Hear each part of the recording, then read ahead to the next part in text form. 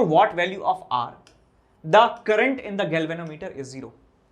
हमें आर की वो वैल्यू कैलकुलेट करनी है जिससे इस वाली ब्रांच में करंट हो जाए 0 के बराबर। अब देखिए इस वाली ब्रांच में यदि करंट 0 के बराबर हो गया, इसका मतलब इसके अक्रॉस पोटेंशियल ड्रॉप 0 के बराबर हो गया। इसका मतलब इन दोनों के अक्रॉस पोटेंशियल का डिफरेंस क्या आप बता सकते हैं? देखिए कैसे, मैं मान लेता हूं कि यहां का पोटेंशियल 0 वोल्ट के बराबर है। यहां का पोटेंशियल कितना है? 0 वोल्ट के बराबर है। यहां से यहां का पोटेंशियल कितना हो गया आपके पास? 2 वोल्ट के बराबर। इसमें करंट 0 है तो कोई भी पोटेंशियल ड्रॉप यहां पर नहीं होगा, तो यहां पे 2 वोल्ट है तो यहां पर भी 2 वोल्ट हो जाएगा, यहां पे 2 वोल्ट है तो यहां पे भी 2 वोल्ट पोटेंशियल डिफरेंस हो गया, यहां पे 0 है तो यहां पर भी पोटेंशियल डिफरेंस 0 पोटेंशियल 0 हो गया, यहां पे 0 पोटेंशियल तो यहां पे भी 0 पोटेंशियल, यहां पे 0 पोटेंशियल तो यहां पे 12 वोल्ट का पोटेंशियल आ गया।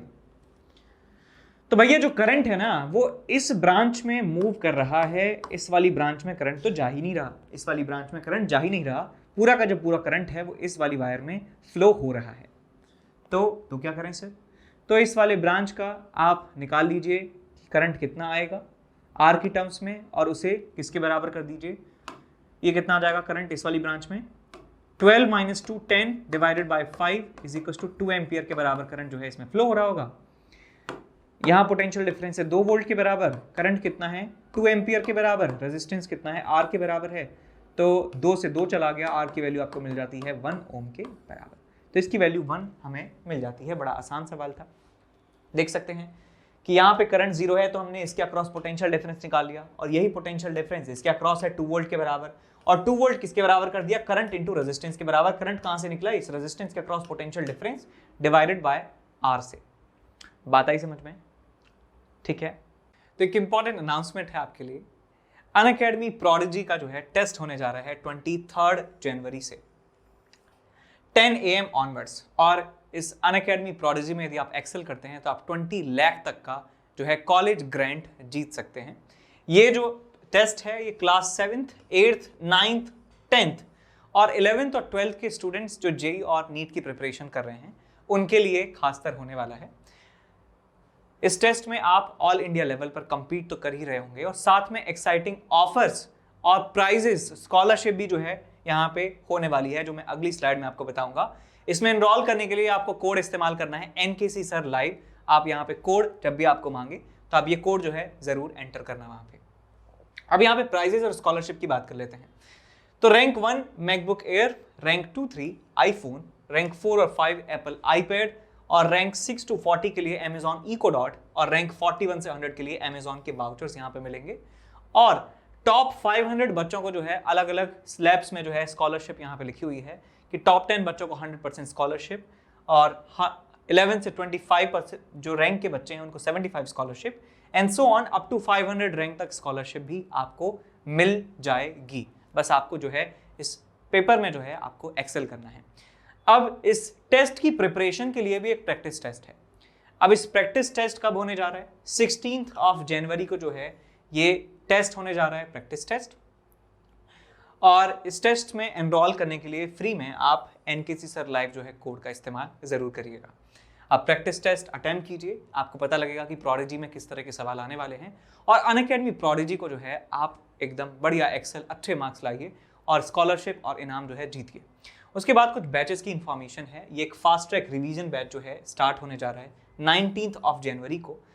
ये सिर्फ यही बैच नहीं, तीनों ही बैचेस जो है 19 जनवरी को जो है लॉन्च होने जा रहे हैं।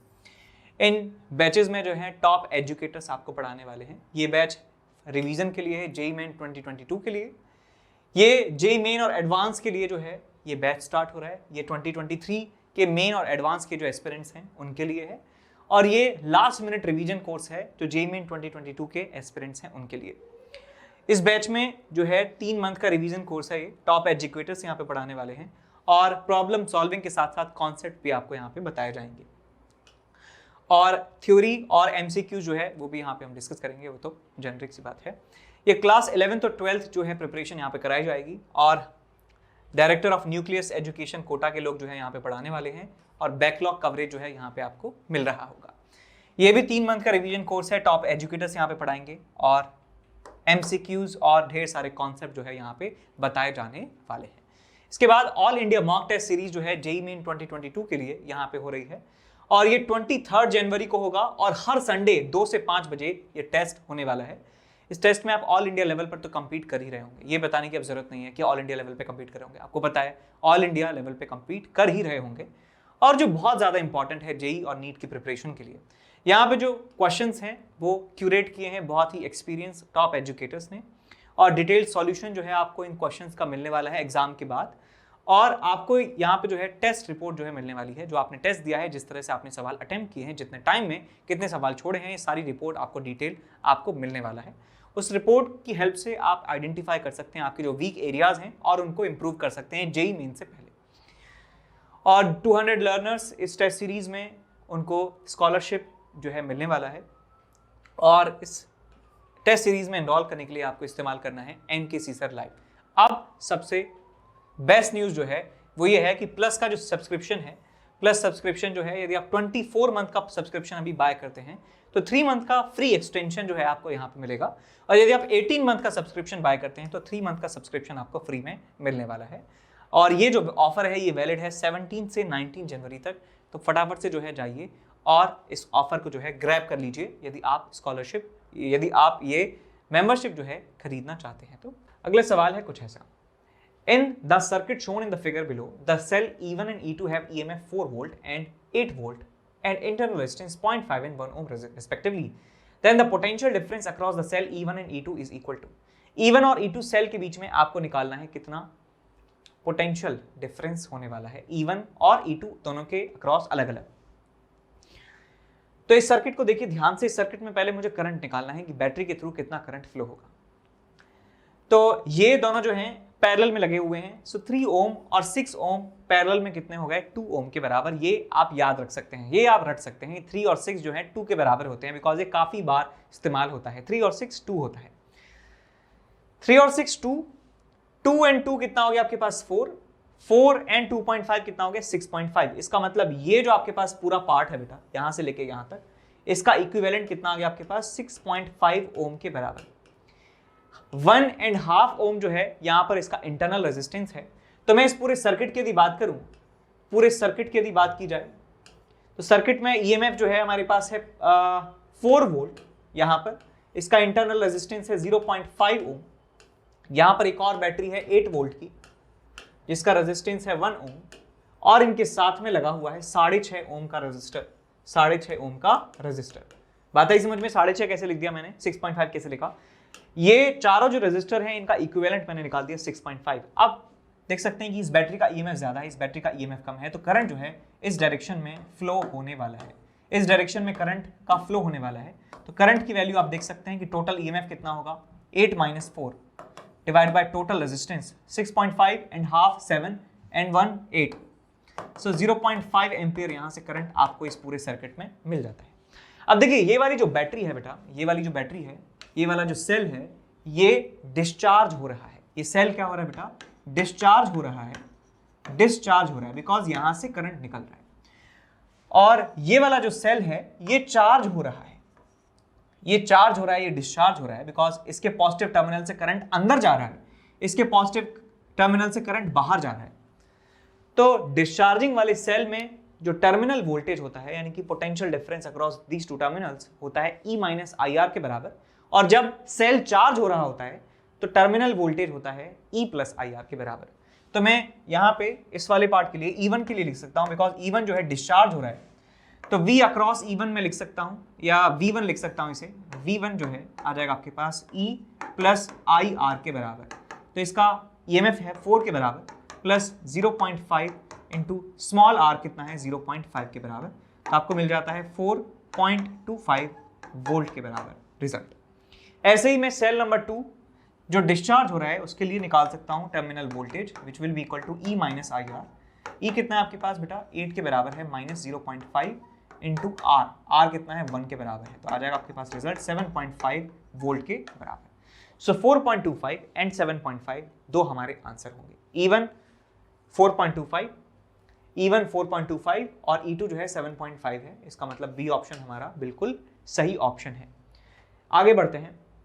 Small power station supplies electricity to 5000 lamp connected in parallel combination. Each lamp has a resistance of 220 ohm and operated at 220 volt, then total current supplied by the station is equal to.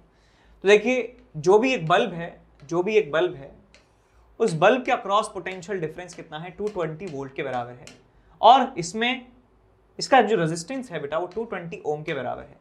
तो क्या मैं इस bulb के across, bulb के through जो पास होने वाला current है वो कैलकुलेट कर सकता हूं क्या? V/R से मैं कैलकुलेट कर सकता हूं कि कितना करंट इस बल्ब में से जा रहा है, विच इज 1 एम्पियर। तो 1 एम्पियर करंट यहां से जा रहा है, तो टोटल 5000 बल्ब में से कितना करंट पास होगा, 5000 एम्पियर के बराबर। सो 5000 एम्पियर स्टेशन से सप्लाई हुआ है और 5000 ampere total current in bulb के कॉम्बिनेशंस में से फ्लो हुआ है। तो answer would be 5000। Very easy question. अगला सवाल है, a wire of length L tapers uniformly from end P to end Q with the diameter at P twice that at Q। तो यहां का डायमीटर जो है डबल है यहां के डायमीटर से, इसका मतलब रेडियस का रेशियो भी यही होने वाला है। यदि यहां का रेडियस मान लेता हूं r के बराबर है, तो यहां का रेडियस बेटा कितना हो जाएगा, 2r के बराबर हो जाएगा। A potential difference is applied across the ends of the wire, which graph represents the variation of drift velocity of the conduction electrons with distance x। तो यहां से जैसे जैसे हम मूव करते जाएंगे, x को वेरी करते जाएंगे, x को इंक्रीज करते जाएंगे, तो ड्रिफ्ट वेलोसिटी के बारे में बताना है कि ड्रिफ्ट वेलोसिटी जो है किसमें किस तरीके से वेरी होने वाला है। तो मैं ड्रिफ्ट वेलोसिटी का फॉर्मूला जानता हूं करंट के साथ, I = NAEVD। तो यहां से बेटा ड्रिफ्ट वेलोसिटी को लिखा जा सकता है, ड्रिफ्ट वेलोसिटी I/NAE। ये हमारे पास ड्रिफ्ट वेलोसिटी का फॉर्मूला मिल जाता है। अब बेटा देखिए, हम ये बात तो जानते हैं, चाहे क्रॉस सेक्शनल एरिया कम ज्यादा हो, कैसा भी हो, जितना करंट यहां से जाएगा उतना ही करंट यहां से निकलने वाला है। तो करंट की जो वैल्यू है वो तो सेम रहने वाली है, करंट सेम फ्लो होगा, हर एक पार्ट में सेम करंट फ्लो होगा, हर एक पार्ट में सेम करंट जो है वो फ्लो होने वाला है, करंट सेम फ्लो होगा हर एक पार्ट से, ठीक है। तो इसका मतलब हर एक पार्ट के लिए करंट की वैल्यू सेम होने वाली है। अब बात करें एन की, एन होता है नंबर डेंसिटी। नंबर डेंसिटी आप ऐसे समझिए, डेंसिटी की तरह होता है, जैसे डेंसिटी डिपेंड नहीं करता है कि साइज ऑफ ऑब्जेक्ट क्या है, वॉल्यूम क्या है, इस बात पे डिपेंड नहीं करता, मास कितना लिया है उस बात पे डिपेंड नहीं करता, बल्कि डेंसिटी उसका एक तरीके से एक प्रॉपर्टी है उसका डेंसिटी। जैसे मान लीजिए मैं बात करूं कि एक आपके पास क्या ले सकते हैं, कोई भी एक ब्रिक है, तो ब्रिक का आप चाहे एक ब्रिक लीजिए तो भी हम कहेंगे उसका डेंसिटी इतना ही है, ब्रिक को आधा तोड़ देंगे तो भी डेंसिटी उसका सेम रहने वाला है, बिकॉज हमने वॉल्यूम को आधा किया है तो उसका मास भी आधा हो गया है, इसलिए डेंसिटी अनचेंज रहती है। सिमिलरली नंबर डेंसिटी भी इस बात पे डिपेंड नहीं करती कि इसका एरिया ऑफ क्रॉस सेक्शन कितना है, इसका साइज कम या ज्यादा है, वो फिक्स है पूरे मटेरियल के लिए। इस particular sample of this conductor के लिए ये वैल्यू कांस्टेंट है। चार्ज ऑन इलेक्ट्रॉन ये भी कांस्टेंट है। बात करते हैं एरिया ऑफ क्रॉस सेक्शन की। एरिया ऑफ क्रॉस सेक्शन जो है वो अलग अलग है हर एक पार्ट का। तो देख सकते हैं कि लेफ्ट से राइट यदि हम चलते हैं, x की वैल्यू 0 से x की वैल्यू नॉन जीरो की तरफ बढ़ते हैं, जैसे x की वैल्यू बढ़ाते जाते हैं, तो आप देख सकते हैं कि एरिया की जो वैल्यू है वो घटती जा रही है, एरिया की वैल्यू घटती जा रही है। एरिया की वैल्यू घट रही है, इसका मतलब ड्रिफ्ट वेलोसिटी की वैल्यू जो है वो इंक्रीज होती जा रही है, ड्रिफ्ट वेलोसिटी की वैल्यू इंक्रीज होती जा रही है। तो हमें ऑप्शंस में से ऐसा ऑप्शन चूज करना है जिसमें ड्रिफ्ट वेलोसिटी लेफ्ट से राइट इंक्रीज होगी। तो भाई यहां पे डिक्रीज हो रही है, ये तो गलत है बिल्कुल, यहां पर इंक्रीज हो रही है, यहां पर इंक्रीज हो रही है और यहां पर भी इंक्रीज हो रही है। अब इन तीनों में से हमें बताना है कि कौन सा हमारा सही होगा ऑप्शन।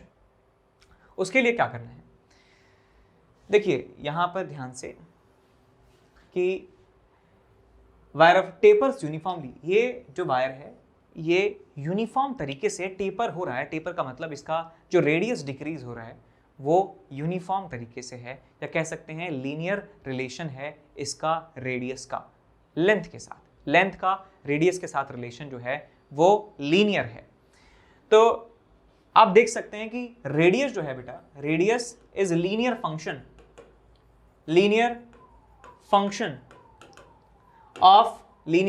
ऑफ एक्स, यानी कि आपको जो रेडियस की वैल्यू मिलने वाली है एट एनी एक्स वैल्यू, तो वो आपको मिलने वाला है समथिंग कांस्टेंट, बिकॉज डिक्रीज हो रही है तो सम आपको कांस्टेंट मिलेगा माइनस ऑफ बी एक्स की फॉर्म में आपको मिलने वाली है, या कह सकते हैं minus of M X plus C, इस फॉर्म में आपको ये रेडियस मिलने वाली है, ठीक है। आर किसी भी इंस्टेंट पर ये रिलेशन होगा एक्स के साथ, कुछ ऐसा रिलेशन होगा। तो भाई एरिया ऑफ क्रॉस सेक्शन की बात करें तो क्या होगा, area of cross section, area किसी भी टाइम पर क्या किसी भी पोजीशन पर कह सकता हूं एरिया ऑफ क्रॉस सेक्शन कितना होगा, पाई आर एक्स का स्क्वायर। तो कितना हो जाएगा आपके पास, पाई ए माइनस बी एक्स का स्क्वायर। तो इसका मतलब जो ड्रिफ्ट वेलोसिटी है बेटा वो आपको something of function of x square आपको मिलने वाला है। ठीक है, ये आपको यहाँ से मिलने वाला है। फंक्शन ऑफ एक्स स्क्वायर भी क्या मतलब, ये पाई ए माइनस बी एक्स का स्क्वायर आपको मिलने वाला है। और आप जानते हैं क्योंकि y इज इक्वल टू के अपॉन एक्स स्क्वायर का जो ग्राफ है यदि पॉजिटिव है, या 1 अपॉन एक्स स्क्वायर की बात करें, y is equal to 1 upon x square का जो ग्राफ है वो कुछ इस तरीके से बनता है, इस तरीके से बनता है, इंक्रीज होता हुआ बनता है, इस तरीके से बनता है। तो इसका ग्राफ भी जो है वो कर्व्ड बनेगा और इंक्रीज होता हुआ बन रहा होगा। ठीक है, उल्टा बना दी ग्राफ मैंने, इस तरीके से बढ़ता है। 1 अपॉन एक्स स्क्वायर का जो ग्राफ है इस तरीके से बढ़ता है, तो इसका ग्राफ जो है वो भी इस तरीके से ही बढ़ना चाहिए। तो ऐसा ग्राफ हमारे पास सिर्फ डी ऑप्शन में दिया हुआ है और वही हमारा सही आंसर होगा। बिकॉज ये बेसिकली हमने किया क्या है, यहाँ पे a माइनस बी एक्स में बेसिकली हमने शिफ्टिंग की है ग्राफ की, हमने ग्राफ की क्या की है, शिफ्टिंग की है। तो शिफ्ट करने से क्या होता है, ग्राफ का जो पोजीशन है वो चेंज होता है, ऊपर नीचे लेफ्ट राइट होता है, बस ग्राफ के नेचर पे कोई फर्क नहीं पड़ता है। तो इसलिए हम कह सकते हैं सर्टेनली कि जो ग्राफ है वो ऐसा ही बनेगा। इसके बाद आगे बढ़ते हैं कि length of the potentiometer wire is 600 centimetre and current of 40 milli ampere is flowing in it. तो पोटेंशियोमीटर वायर है हमारे पास, और पोटेंशियोमीटर वायर हम जानते हैं कि यूनिफॉर्म होता है, इसमें यदि दिया नहीं है तो यूनिफॉर्म मानेंगे। इसमें करंट जो फ्लो हो रहा है बेटा वो 40 मिली एम्पियर के बराबर है, और इसका लेंथ कितना है, 600 सेंटीमीटर के बराबर, 600 सेंटीमीटर के बराबर इसका लेंथ है। हमसे कहा जाता है a cell of EMF 2 volt and internal resistance 10 ohm is balanced on this potentiometer, the balance length is found to be 500 centimetre. यदि करंट इस तरीके से जा रहा है बेटा तो हम एक 2 वोल्ट और इंटरनल रेजिस्टेंस 10 ओम के सेल को बैलेंस कर पाते हैं 500 सेंटीमीटर पर, यानी कि ये जो बैलेंसिंग लेंथ है ये 500 सेंटीमीटर के बराबर आ जाती है। तो बताना है कि रेजिस्टेंस इस पोटेंशियोमीटर वायर का कितना होगा, पोटेंशियोमीटर वायर का रेजिस्टेंस कितना होगा। तो देखिए ध्यान से, यदि बैलेंस हो चुका है इसका मतलब यहाँ जो गैल्वेनोमीटर लगा है उसमें करंट की जो वैल्यू है किसके बराबर है, 0 के बराबर है। इसका मतलब इस वाली ब्रांच में करंट की वैल्यू कितनी है, 0 के बराबर करंट है इस वाली ब्रांच में। इसका मतलब ये हुआ कि जो पोटेंशियल डिफरेंस इसके अक्रॉस है और जो पोटेंशियल डिफरेंस इसके अक्रॉस है वो आपस में बराबर है। तो भैया इसके अक्रॉस पोटेंशियल डिफरेंस को लिख सकता हूं क्या, 40 मिली एम्पियर, ये हो गया आपके पास करंट, इनटू इस वाले पार्ट का रेजिस्टेंस, बिकॉज रेजिस्टेंस लेंथ पे डिपेंडेंट होता है, तो टोटल रेजिस्टेंस इनटू 500 बाई 600 मैं लिख सकता हूं, this is the resistance of this portion, यहां से यहां के पोर्शन का रेजिस्टेंस। तो करंट इनटू रेजिस्टेंस से मैं निकाल लेता हूं कि यहां के बीच में पोटेंशियल डिफरेंस कितना है, और यही पोटेंशियल डिफरेंस किसके बराबर है, 2 वोल्ट के बराबर है। बिकॉज करंट 0 है तो यहां पर कोई भी पोटेंशियल ड्रॉप नहीं होगा, इसके अक्रॉस जो पोटेंशियल डिफरेंस है वो 2 वोल्ट के बराबर ही होने वाला है। तो इसको आप 2 वोल्ट के बराबर कर दीजिए, और ये मिली एम्पियर में है बेटा तो इसको आप एम्पियर में बना दीजिए, जिससे आंसर हमारा ऐसा यूनिट में मिले, यानी कि ओम में हमें आंसर मिल जाए। तो बस इसको सॉल्व कर लो, 1 2 कैंसिल आउट हो गया, 1 से 1 यहाँ कैंसिल आउट हो गया, और 2 से गया 2 बार, 2 से गया 3 बार, 2 से गया ये 1 बार, सो ये 5 से गया ये 20 बार, सो 20 30 60, तो आर की वैल्यू आपको मिल जाती है 60 ओम के बराबर। तो रेजिस्टेंस इस पोटेंशियोमीटर वायर का कितना है, 60 ओम के बराबर है। आंसर लिख दीजिए, 60 ओम हमारा आंसर होगा। ठीक है, अब आगे बढ़ते हैं अगले सवाल की तरफ। सवाल में दिया है VI graph for parallel and series combination of 2 metallic resistor are shown in the figure, which graph represents parallel combination. तो यहां पे देखिए कि V और I के बीच में ग्राफ है, V किसके बराबर होता है, RI के बराबर, यानी कि इन दोनों के बीच में यदि ग्राफ बनाया जाए तो एक स्ट्रेट लाइन बनती है पासिंग थ्रू ओरिजिन, और इसका स्लोप कितना होता है बेटा, R के बराबर, स्लोप होता है R के बराबर होता है। तो इसमें स्लोप किसका ज्यादा है, B का स्लोप ज्यादा है A के स्लोप से, इसका मतलब resistance of B is greater than resistance of A, so RB is greater than RA, ये हमें पता चल गया। और हम जानते हैं कि जब हम रेजिस्टर्स को सीरीज में जोड़ते हैं तो इक्विवेलेंट रेजिस्टेंस इंक्रीज हो जाता है उनके इंडिविजुअल रेजिस्टेंसेस से, और जब हम उनको पैरेलल में जोड़ते हैं तो इफेक्टिव रेजिस्टेंस जो है वो कम हो जाता है। तो इफेक्टिव रेजिस्टेंस कम हुआ होगा, इसका मतलब RA जो है ये पैरेलल कॉम्बिनेशन से हमें मिला होगा। तो पैरेलल कॉम्बिनेशन मतलब A वाला जो कॉम्बिनेशन है, A वाला जो ग्राफ है वो पैरेलल कॉम्बिनेशन को रिप्रेजेंट कर रहा है, और ये वाला ग्राफ सीरीज रेजिस्टेंस को सीरीज कॉम्बिनेशन को रिप्रेजेंट कर रहा है। बात आई समझ में? अब ऐसे सोचो यार कि 4 ओम और 4 ओम के 2 रजिस्टर हैं, तो इनको सीरीज में जोड़ेंगे कितना हो जाएगा 4 + 4 8, और इनको पैरेलल में जोड़ेंगे कितना आएगा 4 and 4 2 ओम। तो कहने का मतलब है कि जब हम सीरीज में 2 रजिस्टर्स को जोड़ते हैं, 2 से ज्यादा रजिस्टर्स को जोड़ते हैं, तो effective resistance, equivalent resistance, total resistance उन इंडिविजुअल रेजिस्टेंस से भी ज्यादा आता है। जैसे 8 ओम जो है वो 4 और 4 दोनों से ज्यादा है। तो सिमिलरली पैरेलल के बारे में हम कह सकते हैं। तो ऐसे हमने स्लोप से पता लगा लिया कि कौन ज्यादा है कौन कम है। इसका मतलब ये ज्यादा है ये कम है, इसका मतलब ये पैरेलल सीरीज कॉम्बिनेशन को दिखा रहा है, ये पैरेलल कॉम्बिनेशन को दिखा रहा है। तो हमारा आंसर हो जाएगा आपके पास ए। इसके बाद चलते हैं आगे। नेक्स्ट क्वेश्चन यहां पर डिस्कस कर रहे हैं। क्वेश्चन में दिया है the circuit diagram EMF of 2 batteries are equal, then the potential difference VA minus VB between the terminals A and B will be equal to। तो हमारे पास 2 आइडेंटिकल बैटरीज हैं, एक बैटरी ये है, दूसरी बैटरी ये है। इसका EMF मान लेता हूं E के बराबर है, इसका EMF भी मान लेता हूं E के बराबर है। अब आपको करंट वगैरह दिए हुए हैं, आपको A और B के बीच में पोटेंशियल डिफरेंस कैलकुलेट करना है। स्ट्रिक्टली A और B के बीच में ही पोटेंशियल डिफरेंस आपको निकालना है, B और A के बीच में नहीं, A और B के बीच में, यानी VA minus VB। तो चलिए स्टार्ट करते हैं A और B के बीच में पोटेंशियल डिफरेंस निकालना। उससे पहले हम करंट का डिस्ट्रीब्यूशन यहां पर जान लेते हैं। तो ये 2 एम्पियर करंट यहां से आ रहा है, 2 एम्पियर करंट, 3 एम्पियर करंट यहां से आ रहा है, इसका मतलब टोटल 5 एम्पियर करंट यहां से आ रहा है इस वाली लाइन से। तो 5 एम्पियर यहां से आया, टोटल यहां 7 एम्पियर आ गया, इसका मतलब यहां पे 2 एम्पियर करंट ऊपर जा रहा है। यहां से 2 जा रहा है बेटा, यहां जा रहा है 6, तो इसका मतलब 4 एम्पियर के बराबर करंट जो है वो आ रहा है कहां से, 4 नहीं 6, 8 एम्पियर के बराबर करंट आ रहा है यहां से। 8 यहां से आया, 6 यहां चला गया और 2 ऊपर चला गया। यहां से 8 आया, यहां से 6 चला गया और 2 इधर चला गया। तो 8 = 2 + 6 हमें यहां से मिल गया रिलेशन। 8 एम्पियर करंट यहां से जा रहा है, 6 एम्पियर करंट यहां से जा रहा है और 2 एम्पियर करंट नीचे चला गया, इसका मतलब 4 एम्पियर करंट यहां से जा रहा है। 4 एम्पियर के बराबर करंट ऐसे जा रहा है। तो यदि मैं सर्किट डायग्राम को बनाऊं, सर्किट डायग्राम नहीं, मैं A और B को ज्वाइन करने वाले जितने भी रेजिस्टेंस बैटरी हैं उनको बना रहा हूं। मैं यहां पे इन सबको बना रहा हूं। यह है आपके पास A, ये आपके पास एक बैटरी है जिसका EMF है E के बराबर, और साथ में यहां 2 ओम का रेजिस्टेंस है और एक और 2 ओम का रेजिस्टेंस है, और हमारे पास एक और 2 ओम का रेजिस्टेंस है, और साथ में एक बैटरी है कुछ इस तरीके से लगी हुई जिसका EMF E के बराबर है, ये वाला पॉइंट B के बराबर है, ये वाला पॉइंट A के बराबर है। अब यहाँ पे करंट की यदि बात करें, यहाँ पे करंट की यदि बात करें तो करंट इस वाले रेजिस्टर में 4 एम्पियर है, इस वाले रेजिस्टेंस में 6 एम्पियर है और इस वाले रेजिस्टेंस में 8 एम्पियर के बराबर है। ये हमारे पास सिचुएशन है। इस पॉइंट का पोटेंशियल मान लेता हूँ VA के बराबर है, इस वाले पॉइंट का पोटेंशियल मान लेता हूँ VB के बराबर है। अब किरचॉफ्स वोल्टेज लॉ में यहाँ पे इस्तेमाल करूंगा, किरचॉफ्स वोल्टेज लॉ यहाँ से इस्तेमाल करूंगा। यहाँ से स्टार्ट कर रहा हूँ लिखना पोटेंशियल VB, प्लस से माइनस जा रहे हैं तो माइनस में E, रजिस्टर के अक्रॉस करंट की डायरेक्शन में तो माइनस ऑफ IR 2 × 8, यहाँ से यहाँ जा रहे हैं तो माइनस ऑफ I × R, यहाँ से यहाँ जा रहे हैं तो minus of I × R, minus से प्लस जा रहे हैं तो आपको मिलेगा प्लस में E, और ये सब किसके बराबर होगा, VA के बराबर ये होने वाला है, VA के बराबर।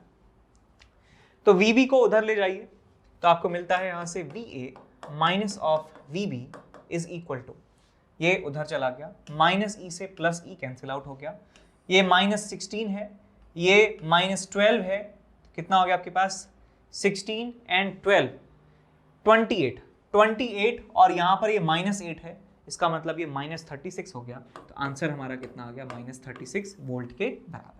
तो A और B के बीच में potential difference is -36 volt. Answer check कर लीजिए, -36 वोल्ट हमारा सही आंसर हो जाएगा। अब आगे बढ़ते हैं अगले सवाल की तरफ। 2 cells having the same EMF are connected in series through an external resistance R। ये सवाल जेईई मेन में आ रखा है। सवाल देखिए ध्यान से। Cell have internal resistance R1 and R2, R1 is greater than R2 respectively. When the circuit is closed, the potential difference across the first cell is 0. The value of capital R is equal to, आपको बताना है कितना होगा। तो हमारे पास देखिए 2 cell हैं जिनका EMF बराबर है, मैं मान लेता हूं EMF E के बराबर है, इनके रेजिस्टेंस इंटरनल रेजिस्टेंस R1 है और R2 है। और साथ में एक एक्सटर्नल रेजिस्टेंस है कैपिटल आर के बराबर। कहा गया है कि पोटेंशियल का जो डिफरेंस है, पोटेंशियल का डिफरेंस पहले सेल के अक्रॉस, फर्स्ट सेल, ये जो सेल है इसके अक्रॉस पोटेंशियल डिफरेंस 0 के बराबर है, क्वेश्चन में कहा गया है। तो यहां देखिए, सबसे पहले मैं करंट निकालता हूं, इस पूरे सर्किट में करंट कितना है। तो पूरे सर्किट में करंट को मैं लिख सकता हूं, टोटल ईएमएफ कितना हो जाएगा आपके पास 2E divided by total resistance कितना हो जाएगा आपके पास R1 plus R2 plus capital R। ये आपके पास टोटल करंट है सर्किट में। और ये जो बैटरी है ये डिस्चार्ज हो रही है, तो डिस्चार्ज होती हुई बैटरी के अक्रॉस टर्मिनल वोल्टेज 0 के बराबर दिया है और वो E माइनस आई आर के बराबर होना चाहिए। हम जानते हैं कि टर्मिनल वोल्टेज होता है E माइनस आई आर के बराबर, और इस सवाल में दिया है 0 के बराबर है, तो यहां से मैं कह सकता हूं E is equal to I R, I मतलब करंट यानी कि 2E upon R1 plus R2 plus capital R into small r का मतलब स्मॉल r1। ये हमें सॉल्व करना है, तो भाई E से चला गया E, आपको मिलता है यहाँ पे R is equal to R1 minus R2, R is equal to R1 minus R2, यहाँ से आपको मिल जाएगा।